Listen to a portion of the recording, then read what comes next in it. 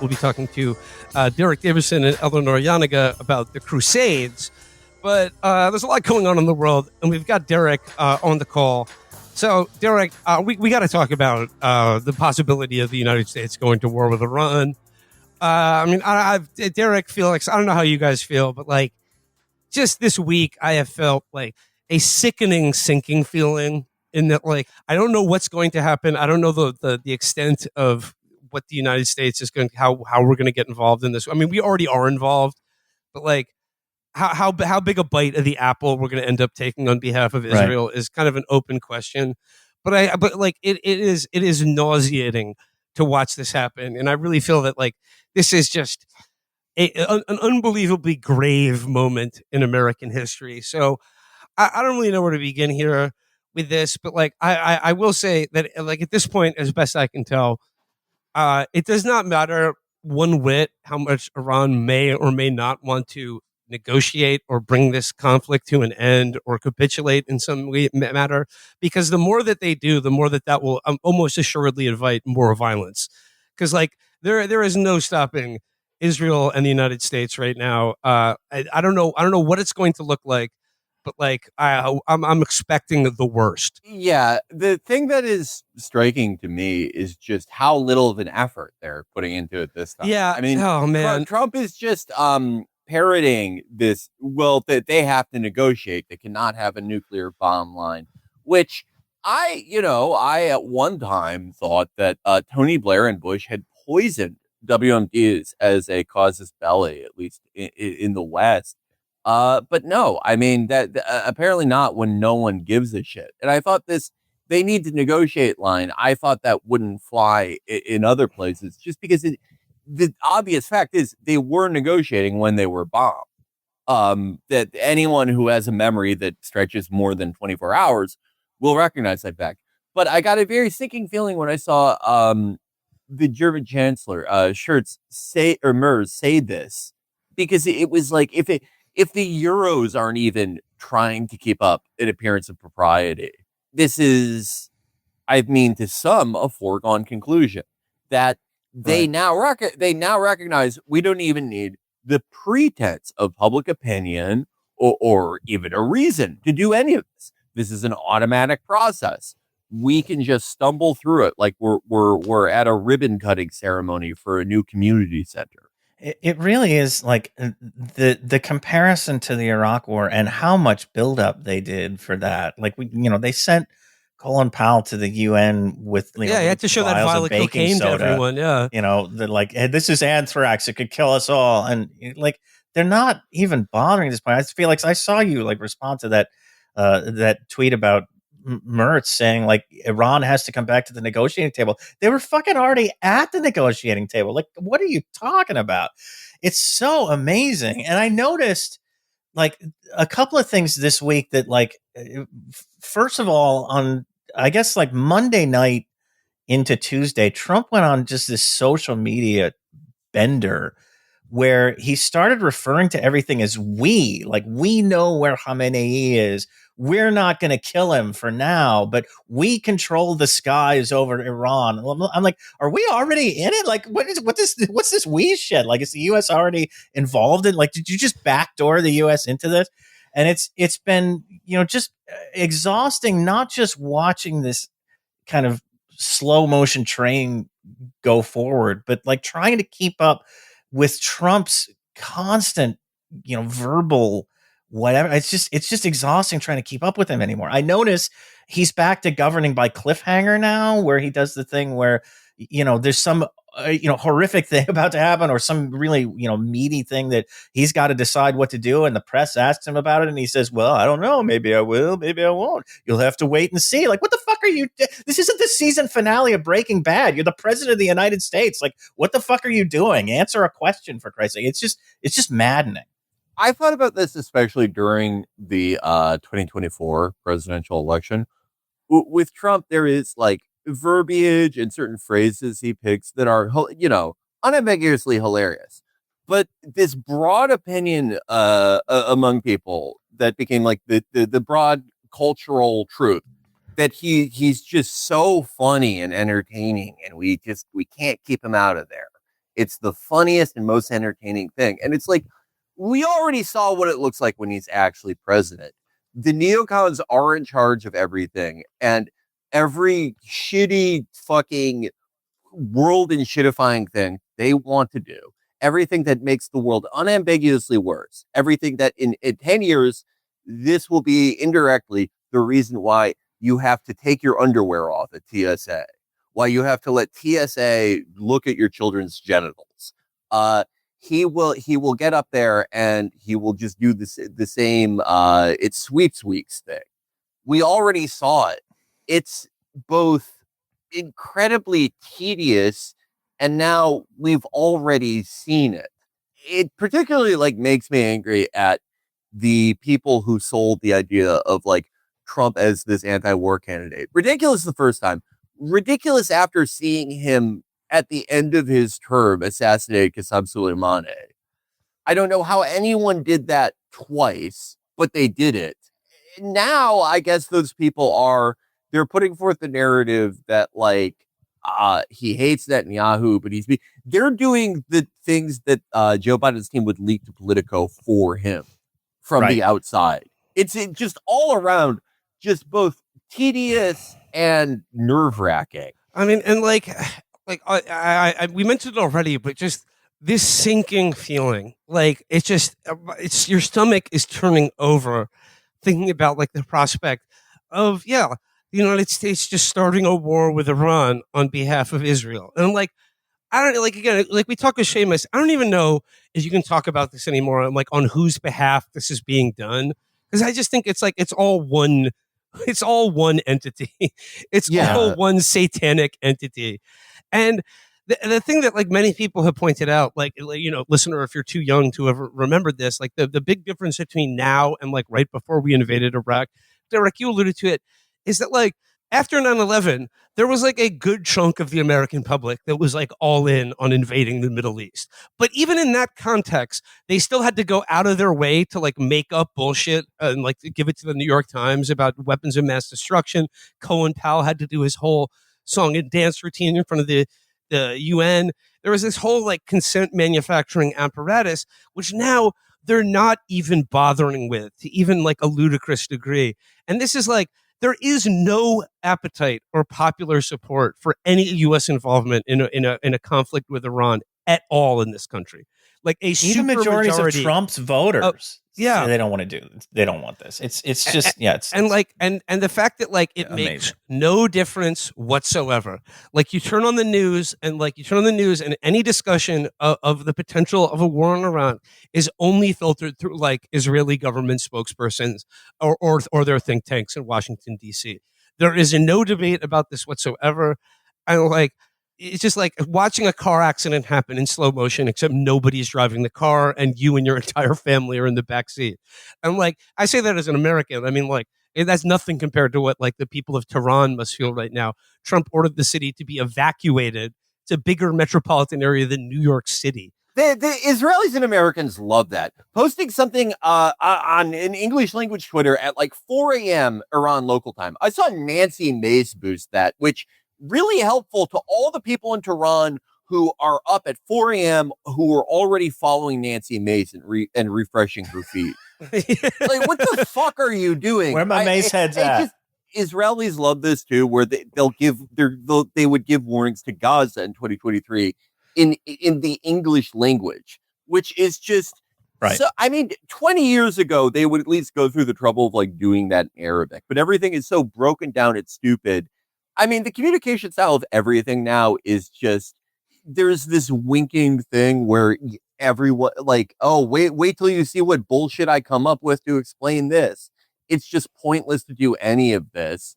But this is just particularly nauseating because you're dealing with like a potential mass death event.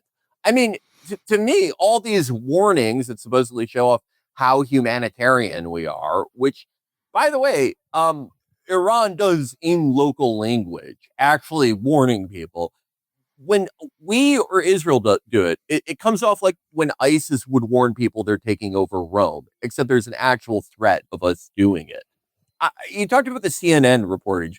One of their experts, their new paid experts they have on, is John Conricus, who, if you remember that name, he was the former spokesman of the IDF, who he was so bad they replaced him with that dead-eyed former Israeli former frogman who did that ridiculous display where he found the hidden Hamas switch box underneath Al-Shifa Hospital. He was too shitty even for the Israeli government, but he's good enough for CNN. Yep. Like, wasn't Conricus the guy who went down in the basement of the hospital and was like, look at this, it's a schedule for the terrorists. No. That was the guy they replaced him with. Okay, and it was just like a fucking calendar. It was just like a wall calendar with the days of the week on it. Like, just, that's the caliber of shit, though, that gets passed off.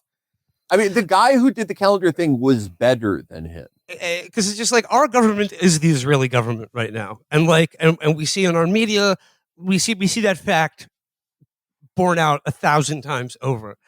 And once again, the thing that's astonishing to me about this is that despite the fact that our entire government seems to be on board with this, our entire media, unlike the Iraq War, the amazing thing now is that it's not working as far as the population goes, but it doesn't matter. And this to me is really the final manifestation of the complete lack of democratic legitimacy in all Western governments, that we are now this is what we existed. This is what the governments do. And how the citizens of these countries feel about it has no bearing whatsoever.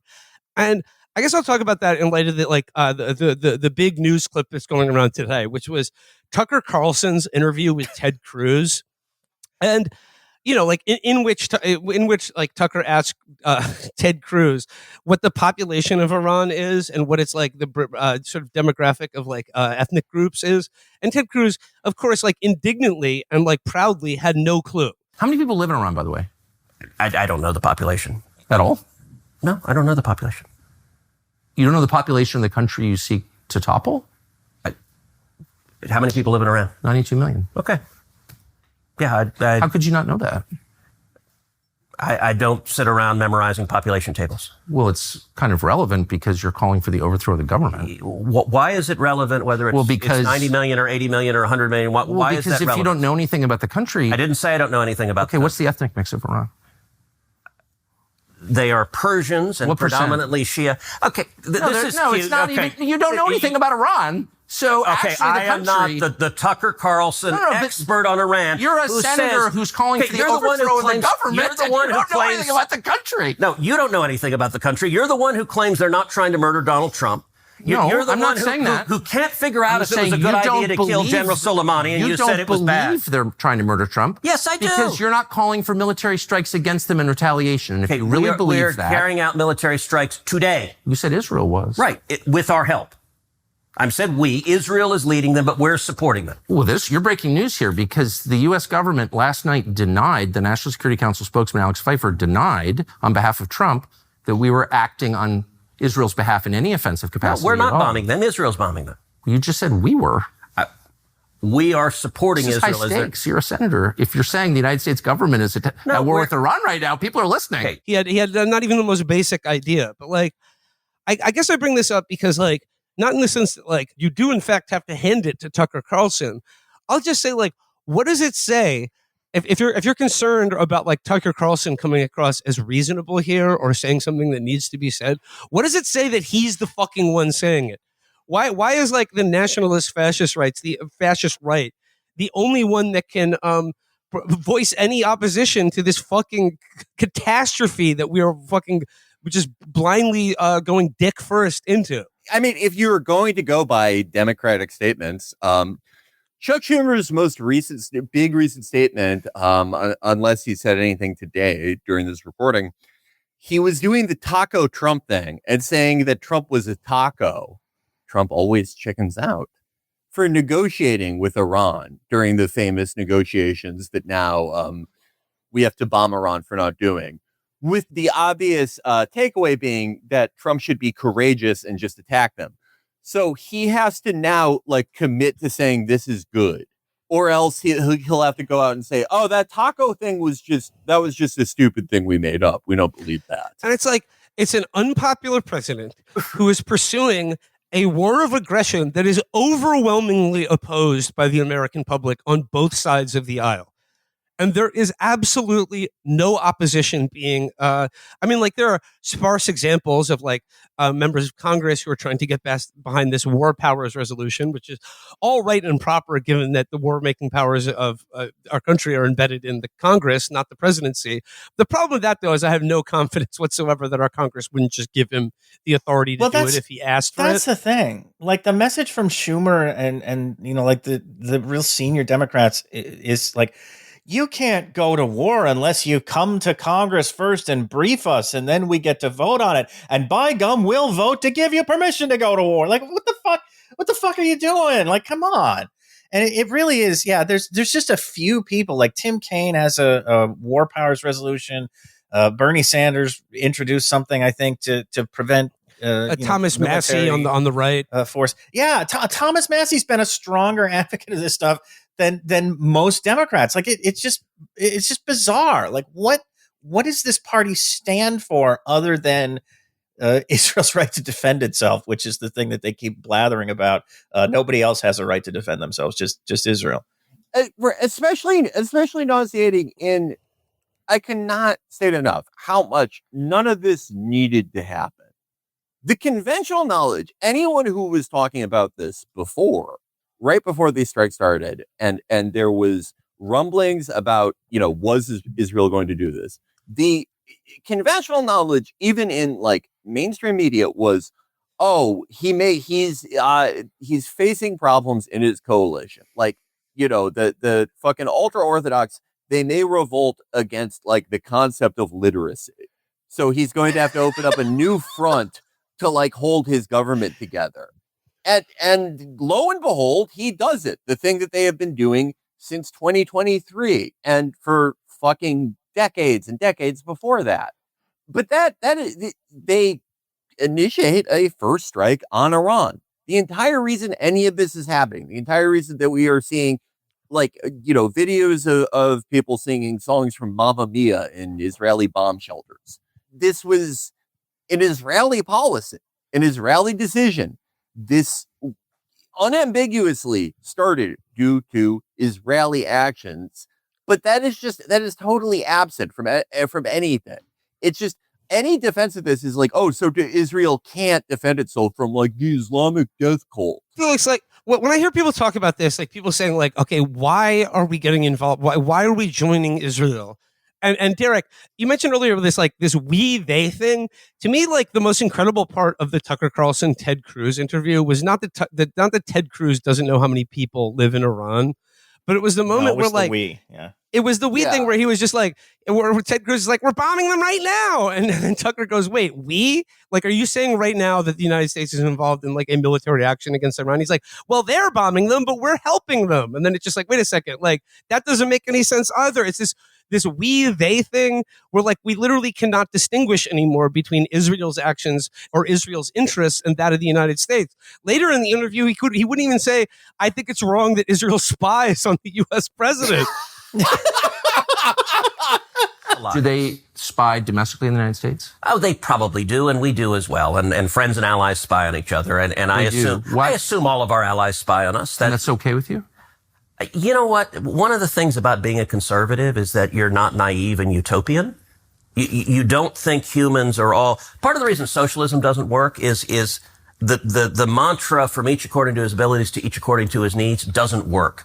As a conservative, I assume people act in their rational self-interest. So it's conservative to pay people to spy on you? There is no we or they anymore. It is all just Israel. It's undifferentiated. Because their air defense system is getting ran through right now, and to do anything much more, like they're going to need like heavy American assistance in terms of the selection of targets and the use of munitions on them. And does anyone have any confidence that they're not going to get exactly what they ask for? Yeah, they've gotten it every step of the way. Remember when Rafah was Joe Biden's red line? Does anyone remember that? It's been funny. I mean, speak of Rafah, like there was some pro Israeli account that tweeted like these side by side pictures of one Israeli strike on an Iranian building that happened to the missile happened to go through the wall versus an apartment building in Israel that had been decimated. And they're like, do you see the difference here? And it's like, have you looked at a fucking overhead photo of Rafah? It's completely destroyed. Every building in the fucking city has been obliterated by the IDF. So if your argument is we do targeted strikes and they just blow up entire building, no, I mean, come on, like what are we talking about here? But like Felix, to your point about the sort of hand wringing about Israel's poor Israel and can Israel defend itself? I don't know if you saw the Washington Post headline from I think it was yesterday. That Israelis are reeling from Iranian barrages and bracing for a new kind of war.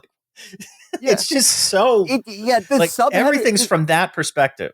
The subheader was they feel they are losing their long-held sense of safety. And it's like, hey, guy, hey, I'm reeling. I went to, there's a cop who lives across the street from me. I went into his house at 4 a.m. and I shot his dog 57 times. I used to feel safe in my house. Now I just don't. Like, I don't know why. That thing about like the picture of the missile going through the window, that may be moving to some. If there weren't like at this point multiple reports of Israelis who, because of their destruction of UNWRA, get to administer aid through this very weird fucking evangelical organization, basically using aid sites as bait to massacre right, they're kettling civilians. people. I mean, they shot people with tank shells yesterday, killing 50, 70, 100. And I remember when like the first one of these like aid distribution massacres happened. It was like, it was reported on, and then Israel immediately came out with like, oh no, like it was actually Hamas shooting those people. And then like the Western press was like, oh yes, very good, okay. And then like it happens a second time, a third time, a fourth time, and now it's a daily occurrence. Once again, like this mentioned, no one is even bothering to justify it. And this is happening at a time when like, I have noticed like there has been like a slight rhetoric. There's been like a slight shift in perspective among the elite media in this country and the West, where there are like certain institutions that are like, you sort of see which way the wind is blowing, and they're like, regretfully, it has come to a point where now we must admit that like perhaps Israel is committing war crimes intentionally and is doing something that sort of is maybe one of the not good words, but we're still not going to say it. But we can't deny anymore that this is anything other than them just like slaughtering unarmed civilians. But like, I don't think that's going to make much of a difference. And like, and also at the same time, as this country turns its like I said, ICE over to just like a national ethnic cleansing army, a national ethnic cleansing mafia of masked like men without warrants or badges just pulling people off the street.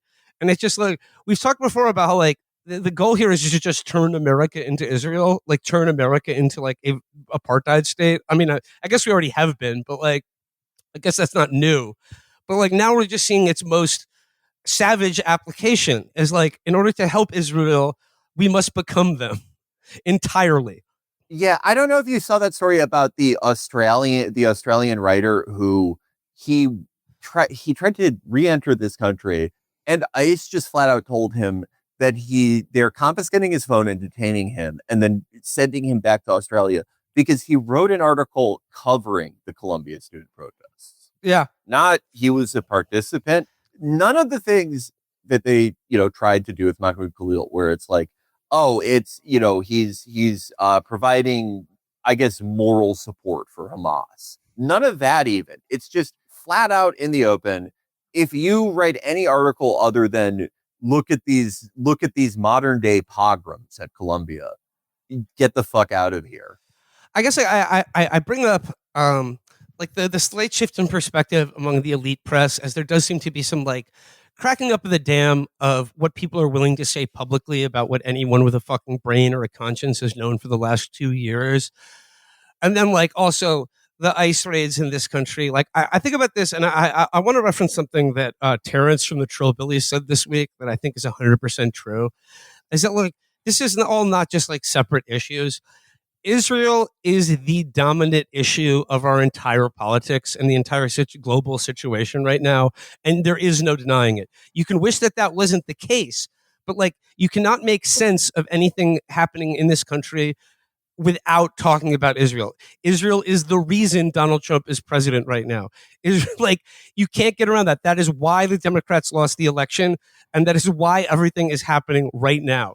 And like this idea that like, oh, it's why are you focusing on this? It's just such a small issue. Like, like, isn't it suspicious the way you focus on Israel to the exclusion of everything else? I'm sorry. Look at what's happening right now. They're about to get us involved in a war with Iran.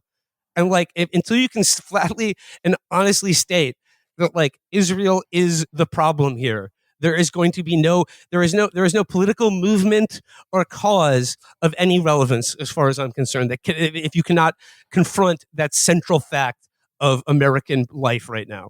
I mean, we said it much earlier on that like one of the biggest utilities of Israel to America now, this form of America, is that, among other things, a ton of other uses, and we've gone into both the ways that it is a client state and the things that the ways that framework just vastly is outmatched by how unique and kind of unprecedented this entire relationship is. But one of the very useful things they're doing for America now is, and that they've always done, is they provide a useful metric of what is the worst thing we can get away with.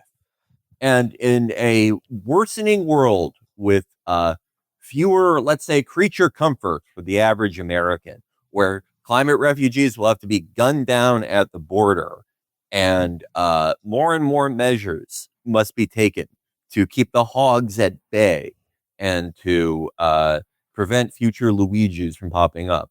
It is very useful to know how far can we go without someone making us stop. Yeah, it's a test case. It controls our politics and restricts our speech in ways that I think resonate way beyond what Israel is doing. But the other thing that I come back to when people say things like, "Why do you care so much about this? Like, why does this matter so much to you?" It's a fucking. I mean, this all starts with the Palestinians. It's a fucking genocide. Like they're cleansing Gaza and the West Bank of Palestinians. This is a crime against humanity that's taking place before our eyes with the support of the United States. Like it would be impossible to do without the United States. We enable all of this stuff, which is the answer whenever you get one of these people. It's like, well, why don't you care about what's happening in Sudan or these other places, which none of them, of course, give a shit about. They only care about any of the other atrocities that are happening in the world to the extent that they can try to shame people for caring about the Palestinians. But it's, my country is doing this shit. Like my government is fucking doing this shit. That's why it matters. Could you imagine asking a Holocaust scholar, hey, why do you care about this thing so much? It's not even happening anymore. Yeah, there have been other genocides that have happened. Yeah, why is this one so important? Yeah. Yeah, why aren't you a Rwanda scholar, asshole? Yeah. And once again, it's just the really striking thing to me now is that absolutely nobody wants this, but it does not matter one whit. No, it sort of pulled the mask off. I mean, you guys have talked about this, and we've talked about this on in terms of like the Gaza campaign, even before that, but like the 20 months since the October 7th attacks, just how little effort anymore gets put into like trying to obfuscate what's happening or trying to pull the wool over people's eyes. Nobody cares anymore. And that's because we've really figured out that it doesn't matter. Like you don't have to convince the public of anything. It's just on autopilot. You fucking do what you want. It's all insulated from democratic input anyway. So why bother? Why put the resources into doing, detailed Hasbara when you can just shove a camera in a hole and say, look, it's a terror tunnel underneath, Dodger Stadium or whatever the fuck. Like you don't have to make it make sense. You just have to go through the motions and do what you want to do anyway. Right. And as long as you have like that 20% of people that they will just like anything that is the Republican, that is the like Donald Trump line right now, that's enough.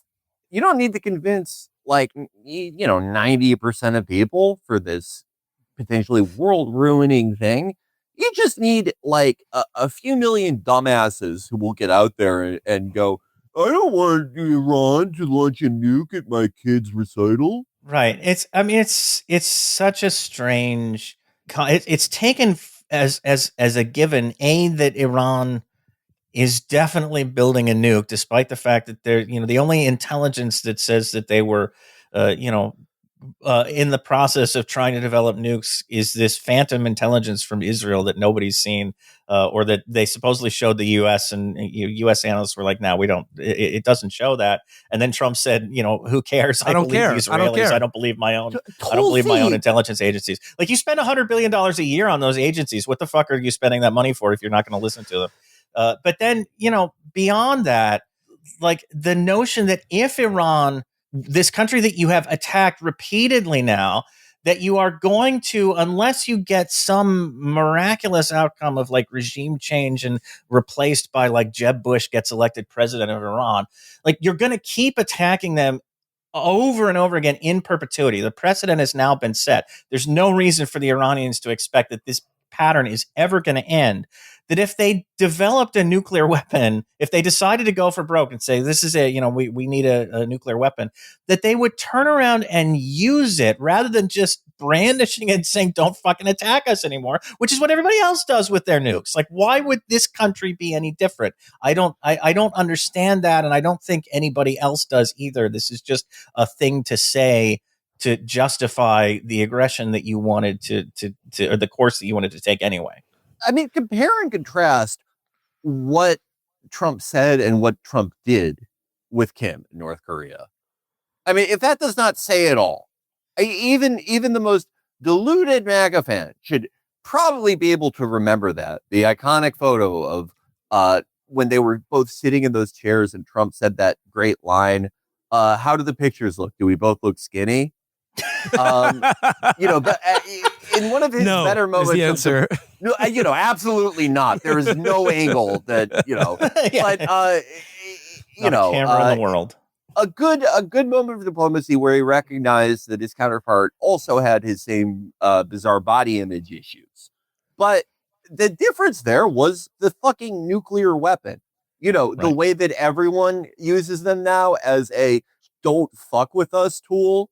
And the only people it doesn't work on are, India and Pakistan. I don't know what you guys have going on, but apparently it doesn't matter to you guys. It matters to everyone else. I mean, the side by side is Trump at brunch with Kim Jong-un versus Muammar Gaddafi's dead body being paraded around by U.S.-backed rebels. Like, this is what happens when you have nukes. This is what happens when you're on the shit list and you don't have nukes. It couldn't be more clear what the logic is here, even for people who otherwise don't believe in the concept of nuclear deterrence. And I don't want nuclear proliferation. I think all nuclear weapons should be done away with. But the U.S. and Israel have created a logic that is inescapable. Like, this is what happens when you got them. This is what happens when you don't. And there's no in between. Like, you've got to make a choice. A note to that thing about being on the shit list. We saw what that means with Syria. Israel got their, I think their ideal outcome, they had absolute, everything went perfectly for them. Syria would be like one of those fake maps that Gunther posts where like Russia and China are divided into like 50 different ethnic emirates.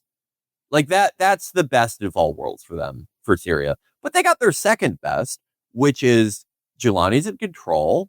There are regular pogroms of Shias and Alawites, but that they still kept bombing them. They still kept making incursions there because there's nothing you can do. When you're on the shit list, it's not really there because of anything you're doing. It's because of where you are and what can be done with you. So if Iran, tomorrow that they go, we fucking did it. We got rid of the mullahs that you hate. Khomeini's gone. We're having democracy. Everyone's dancing like in those videos you love. They would still find a fucking reason. The only thing that brought down the Israeli strikes on Syria, even under Giuliani's control, it was Syria allowing them to use their airspace to attack Iran. Mm-hmm. You're going to keep getting the shit end of the stick until you give up everything. And even then, you're probably going to get some of that shit in because you're on the shit list, pal. There's nothing you can do except to have a fucking nuke, the only guarantor of sovereignty now. I see people talk about the Netanyahu wants regime change in Iran. This is a regime change operation. They're trying to topple the evil theocratic regime and but it's really not, because they're not proposing an alternative. Like I think the logic of regime change is you take out the offending regime and you have something that you try to put in place and establish instead of that. And this is more just like regime collapse. Like, we don't care what comes after. We just want Iran to be destroyed, essentially, as a nation state. We want the government to be to fall apart. We want chaos, and just, I think the goal here really is a region where you've got Israel, you've got the Gulf states, and everything in between is just this undifferentiated mass of chaos. There's no functioning government. There's no functioning military anywhere. There's no functioning state apparatus of any kind. It's just people struggling in the rubble of whatever the Israelis have allowed them to have left, and subjugated to whatever regional order we're able to put on top of that. But I don't think the process goes far enough to really call it a regime change operation. They just want destruction at this point. Yeah, I mean, and the old model, the Bush model we have for regime change and nation building, which, similar to Trump, he ran against in 2000, against the concept of what NATO was doing in the Balkans.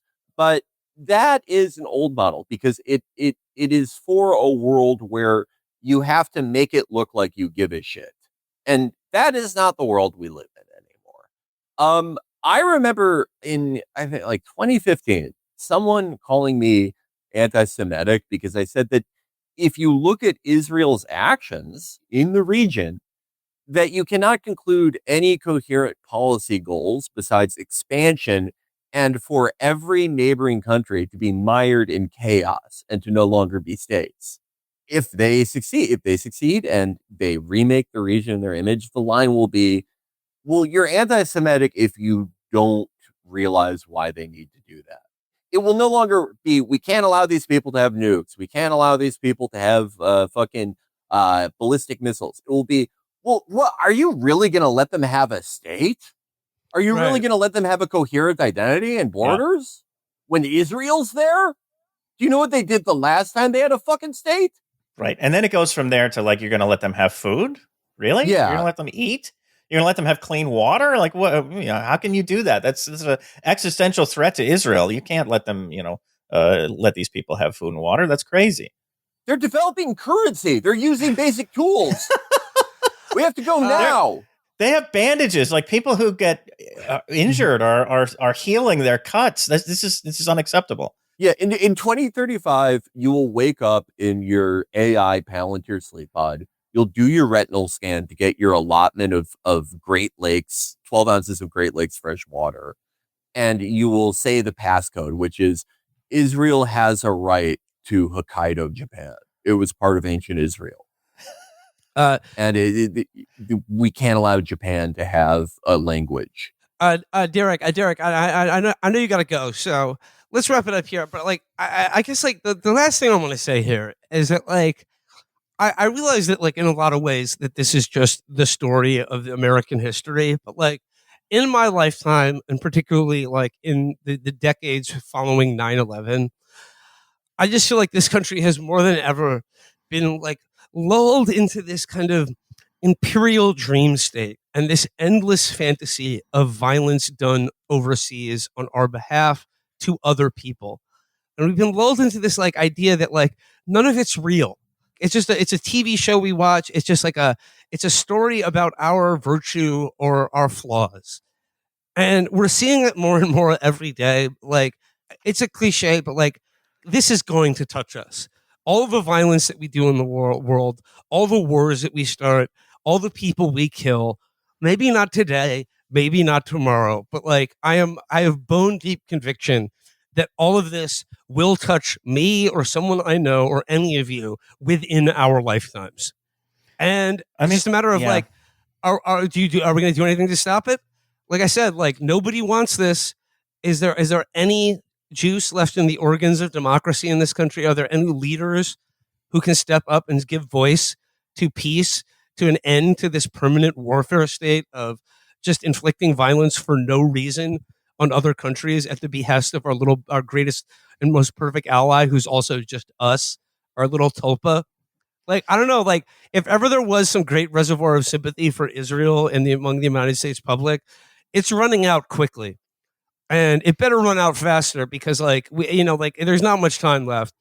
I don't know what to say. This doesn't have to happen. Like we could stop it all tomorrow if a decision was made to just end it. I can't say I'm particularly optimistic about that happening, but the point is that we are committing suicide right now. This is an act of national suicide and like a kind of frenzied death drive of which there is like very little hope of turning out of.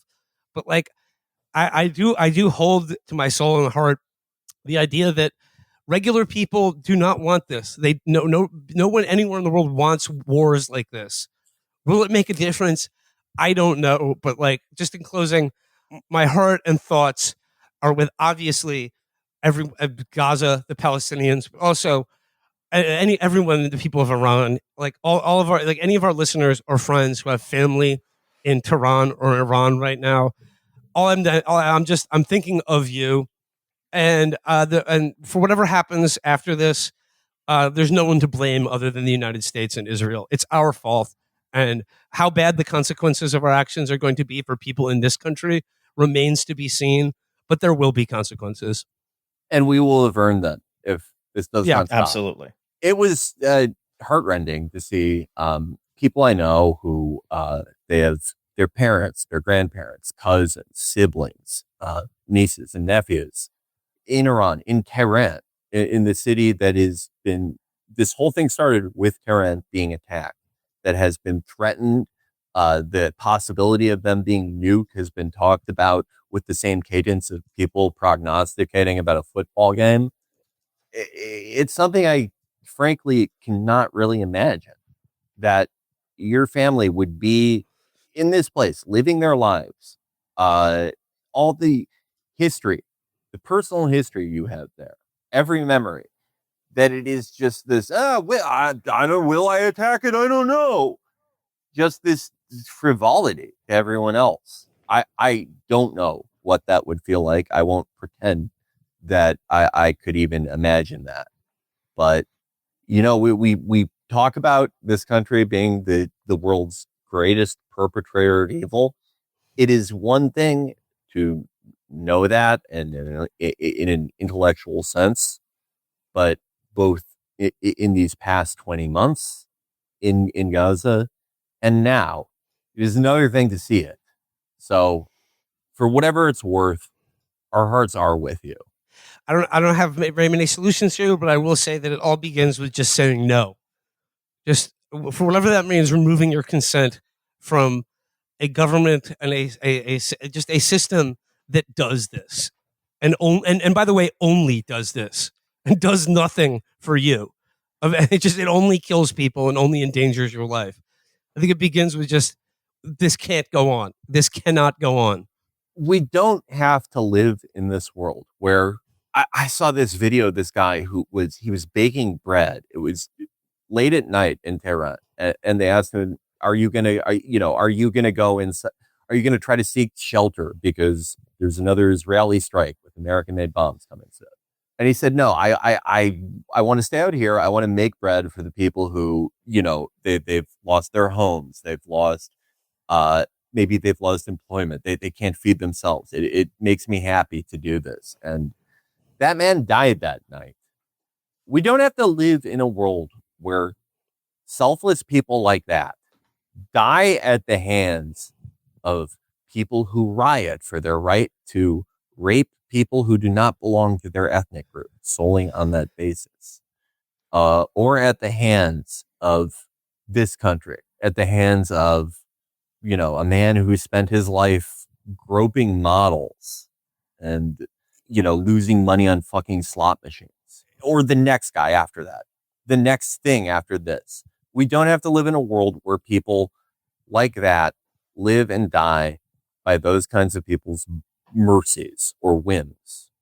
We do now, but it really does not have to be that way. Well, let's leave it there and move into Derek and Eleanor talking about the Crusades, a rather timely topic. Or maybe this would be 2 episodes we're releasing today. I don't know, but like I said, just our hearts are with you. If you're against war or you are currently facing, if you're currently in the crosshairs of like the imperial death machine, like I don't know what more I can do than just say I'm thinking of you and I'm praying for your safety. Yeah, Absolutely.